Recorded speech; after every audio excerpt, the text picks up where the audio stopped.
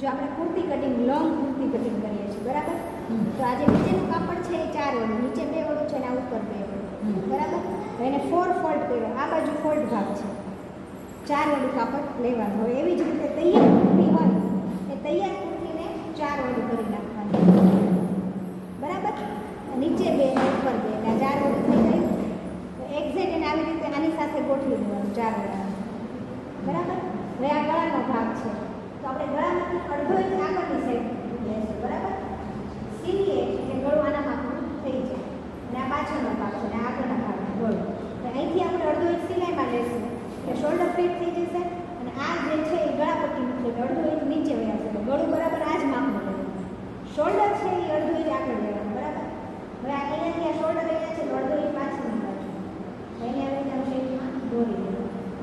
હવે અહીંયાથી આપણે આ માપ લેવાનું બાય ગાળા, બાય ગાળાથી આપણે 3-3 ઇંચનું અંતર રાખવાનું, અહીંયાથી પણ 3 ઇંચ બરાબર. આ બધું વ્યવસ્થિત કરતું જવાનું અને અહીંયાથી આમ 3 ઇંચનું અંતર રાખવાનું, અહીંયાથી પણ 3 ઇંચ બરાબર. હવે આ નીચેના ભાગમાં થોડું મારે ટૂંકું કરવું છે, કારણ કે સીધો ભાગ લઈ લેવાનો બરાબર. હવે અહીંયા જે છે આ બાય ગાળો એટલે મારે અહીંયાથી આંગળીનું નિશાન કરી દેવાનું, અહીંયાથી અડધા ઇંચના નિશાન બરાબર ઉપર અને આ નીચેનું ગળું છે એટલે આ થઈ ગયું. હવે આ બાજુ આપણે અડધો ઇંચ આમ અંતર રાખ્યું અને આ ગળું પાછળના ગળામાં પહેલાં ચોરસ દોરી દેવાનું અને અહીંયાથી આપણે ગોળાઈ દેવાનું અને પાછા આગળના ભાગમાં પણ આપણે ગોળ લેવું છે એટલે આ પહેલાં ચોરસ દોરી અને આ ગોળાઈ લઈ દેવાનું બરાબર. આગળ પાછળનું ગોળ ગળું આને આ બાય ગાળો છે એ સીધે આમ દોરી દો એટલે 1 ઇંચના નિશાન આવશે અને એક અડધા ઇંચનું નિશાન આવશે બરાબર. તો આ અડધા ઇંચનું નિશાન છે આગળનો ભાગ છે અને આ પાછળનો ભાગ. અહીંયાથી બંને ભાગ સરખા આવે અને આ અડધો ઇંચ આપણે અહીંથી આમ નીચે ઉતાર્યું છે બરાબર. તો ખંભો ઉતરી જાય નહીં, આખું કુર્તીનું કટિંગ થશે. કે આ પાછળનું ગળું ને આ આગળનું ગળું, આ બાય ગાળા, આગળના ગળા અડધા ઇંચે આવે આપણે બાય ગાળા અને પાછળના ભાગમાં અડધા ઇંચ. તો અહીંયાથી આ 3 ઇંચનું નિશાન છે બરાબર. આ આપણું ફિટિંગ ભાગ.